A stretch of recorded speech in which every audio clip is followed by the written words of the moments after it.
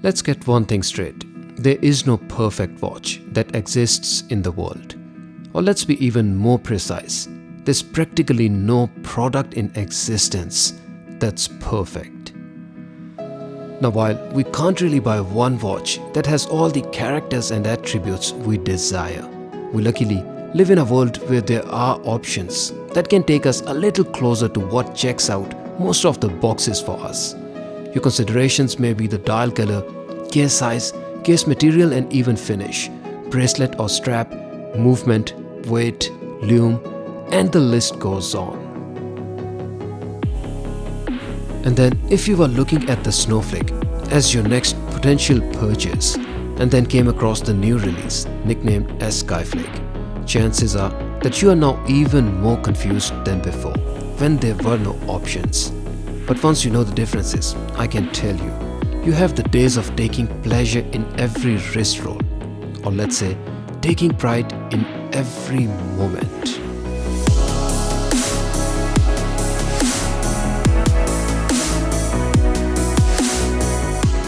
If you find this video informative or helpful, please don't forget to support me by liking this video and subscribing to the channel. I don't review watches to market them, and I have no affiliations with any brands. And then being an independent reviewer, I shared with you an unbiased opinion, an opinion that is evidence and experience driven. From looking at photos of watches in the flesh separately, what you know is that the Snowflake is bright white in dial, like flakes of snow, and comes on the bracelet. And then the Skyflake has a sky blue color that is so light that it can also look like white under certain lighting. And then it comes on a strap. You don't really get to gauge the difference in the color shade or degree of variation unless you put them side by side. And when you eventually hold them side by side, they are even more interesting. I've reviewed both of these watches in depth separately, so if you're looking for details on either, the link to my reviews are on the top right corner of your screen. And in this video, I will only be focusing on the differences between these two watches. Snowflake is the cleanest and brightest white to be seen, similar to flakes of snow. And when you compare that with Skyflake, the dial is blue, but not a typical blue. It is actually very light and subtle blue. The color of Skyflake is interesting, and it's not like typical glossy or blingy blues out in the market. It's more like bluer shade of white, and in isolation and bright lighting can look to be white as well. But the moment you put it side by side with Snowflake, you can easily see how blue it is. The texture of the dial is exactly the same on both of these watches, hence the similarity in the name Flake. The Snowflake has iconic pattern on the dial that it is known for, and it offers the same experience and resemblance to freshly fallen particles of snow. When you compare it with Skyflake, you basically have exactly the same treatment on the dial and exactly the same pattern as you see on Snowflake. Snowflake is 41mm case size, and if you ever considered its face to be a tad large for your liking, the Skyflake is 40.2mm, and although the difference may sound small, you can easily feel it on the wrist even when they are not side by side. If you look at the power reserve indicator on the dial, it comes in the same color as the dial itself on Snowflake. But if you see the power indicator on Skyflake, you can see the triangular shape where the hand moves is slightly darker in shade. This can be a negative or a positive, subject to your personal taste. And if you prefer the look of this indicator on the dial, Skyflake has it better. But if you find it to be impacting dial symmetry or simplicity, Snowflake has it more camouflaged. Both watches come with blue seconds hand, and while you may think it will make a nice color match with the blue dial on Skyflake, it actually doesn't match. And then while the darker blue on seconds hand doesn't look odd or off on top of light blue of Skyflake, the contrast it gives on top of white dial of Snowflake is simply very beautiful, and the way it pops out does add a little more dramatic character to the watch. The dial hands are exactly identical on both of the watches, and I must mention that I absolutely love the sword-shaped hands of Grand Seiko, especially with the sharp corners and bevels. And not just that the hands look beautiful, they are simply polished to perfection. You'd be pushed to find a watch with the dial hands that reflects light better than Grand Seiko. The hour markers, while they look the same, are different. See the hour markers at 6, 9 and 12 o'clock position. Snowflake comes with trapezoidal hour markers at these positions, whereas if you look at Skyflake, it follows the same flow of stick hour markers and then has 2 sticks for 12 o'clock position. The stick hour markers on Skyflake work really well with its overall dressier looks, and a little more muscular hour markers on Snowflake also work better with its relatively sporty looks.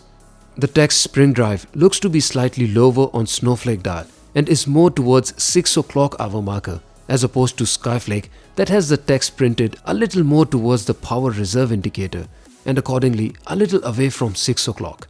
While both watches come with 100 meters of water resistance, Snowflake has a screwed-on crown as opposed to Skyflake that comes only with push-in crown, while Skyflake is offered on a strap.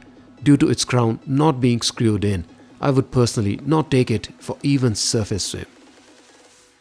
Snowflake comes with the case that has brushed surfaces on top and then the sides are fully polished. The polishing technique here is Grand Seiko's popular Zaratsu method that lends the surface a smoothness that the reflections are virtually distortion free.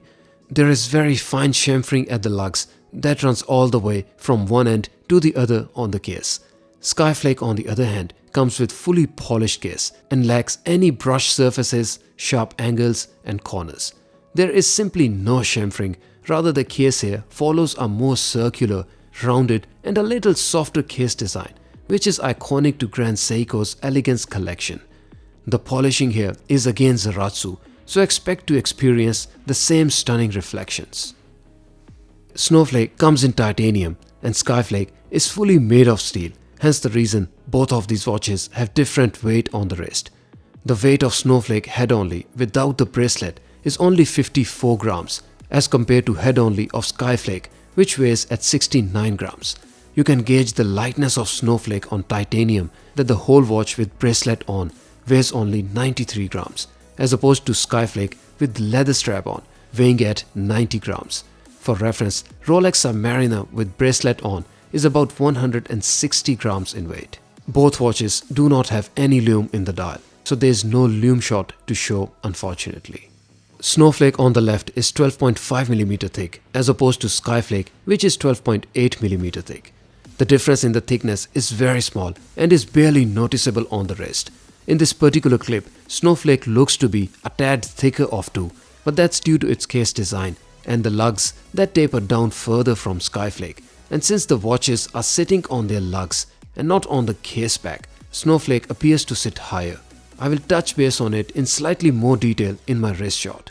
Both watches come with spring drive movement, and you do get to see and enjoy the soothing and sweeping seconds hand in both of these watches in exactly the same way. Snowflake comes with threaded case back that itself screws to the case, as opposed to Skyflake that has case back with exposed screws and a more polished surface on display. If you compare the lug width, Snowflake comes with wider 20mm bracelet that goes well with its slightly larger size. The lug width on Skyflake is 19mm, so while it is a slightly smaller case, you notice the strap feel to be a little narrower on it, which works well with its dressier looks. On the wrist, both of these watches work fine for me. Snowflake comes on the bracelet and mostly brushed finish, and that does give it a little more casual and sporty look. The lug-to-lug height of Snowflake is 48.5mm, but the lugs contour down to follow the wrist profile, and despite slightly larger case size and taller lug-to-lug, the watch case sits very close to the wrist and contours to it just very elegantly. My wrist size in these clips is 6.25 inches and wristband is 55mm, and there is no sense that the watch hangs or cantilevers over my wrist. The Skyflake on the other hand comes with 40.2mm case size, and true to its size, it does wear slightly smaller than Snowflake. Thanks to leather strap it comes equipped with, the substance of the watch is slightly reduced, and overall Skyflake looks much lesser substantial than Snowflake on the wrist. The all polished case along with leather straps also complements the overall dressier looks of the watch. The lugs on Skyflake also taper down, but as you can see in these clips, they sit relatively higher on the wrist and don't contour to the wrist quite the same way as Snowflake does. And I personally don't quite like it, as I appreciate the watches with lugs that sit close to the wrist like Snowflake. If you're in the market for a more sporty looking watch that is also iconic to Grand Seiko, a white and subtle dial, lighter in shade and a contrasting blue seconds hand, Snowflake might be the one for you.